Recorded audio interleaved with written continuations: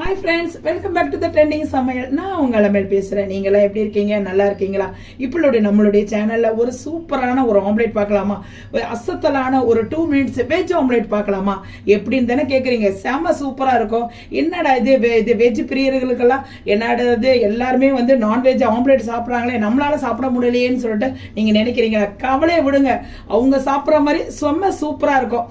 நம்ம சாப்பிட்றோம் இல்லைங்களா?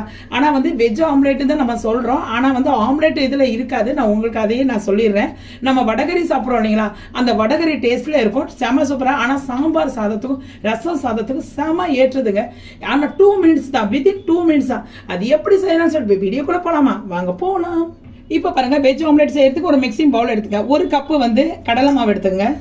2 டீஸ்பூன் பச்சரிசி மாவு போட்டுக்குங்க. ஆனியன் போட்டுக்கோங்க.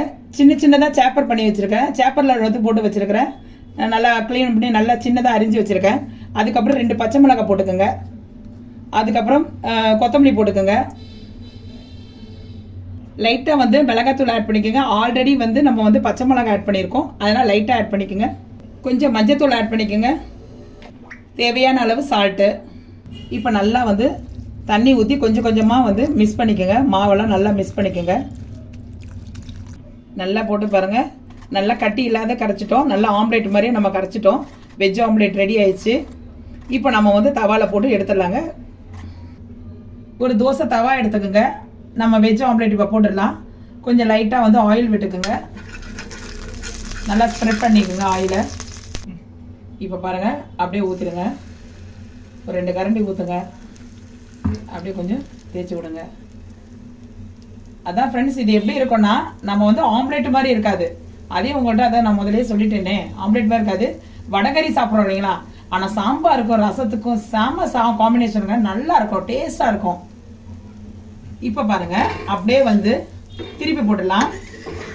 பாருங்க பாருங்க, செம சூப்பராக. கலரே பாருங்க, அல்டிமேட்டாக இருக்குங்களா? செம சூப்பராக இருக்குங்க. இப்போ எடுத்துடலாங்க. இப்போ அடுத்தது ஊற்றிடலாங்க. இதே மாதிரி நம்ம எல்லாத்தையும் போட்டு எடுத்துட்டு உங்கள்கிட்ட நான் காட்டுறேங்க. இப்போ பாருங்க, செம சூப்பரான வந்து வெஜ் ஆம்லேட் ரெடி பண்ணியாச்சு. அசத்தலான 2 மினிட்ஸ் வெஜ் ஆம்லேட் ஓகே ஆயிடுச்சு ஃப்ரெண்ட்ஸ். இதை நீங்களும் செய்து பாருங்க. நீங்கள் இந்த வீடியோ உங்களுக்கு பிடிச்சிருந்தா இந்த வீடியோவுக்கு ஒரு லைக்கை தட்டி விடுங்க ஃப்ரெண்ட்ஸ். உங்கள் ஃபேமிலி நண்பர்களுக்கு இதை ஷேர் பண்ணி விடுங்க ஃப்ரெண்ட்ஸ். ஏன்னா அவ்வளோ அந்த வாசனை நீங்கள் எடுத்து போடும்போது, நம்ம தட்டில் எடுத்து போடும்போது அப்படியே அந்த ஆம்லேட் வாசம் அடிக்கும் ஃப்ரெண்ட்ஸ். என்ன ஒரு டிஃப்ரெண்ட்னா, நம்ம அதில் வந்து முட்டையில் செய்கிறாங்க நான்வெஜ்ஜு, நம்ம வெஜ்ஜில் செய்கிறனால அந்த நம்ம செய்வோம் இல்லைங்களா, வடகரி செய்வோம் இல்லைங்களா, அந்த வாசம். ஆனா அந்த வாசம் நீங்க வந்து அந்த சாம்பார் சாதத்துக்கு செம்ம காம்பினேஷன், ரசம் சாதத்துக்கு. இதை நீங்க செஞ்சு பார்த்துட்டு எப்படி வந்துன்னு சொல்லி எனக்கு கமெண்ட் செக்ஷன்ல சொல்றீங்க ஃப்ரெண்ட்ஸ்.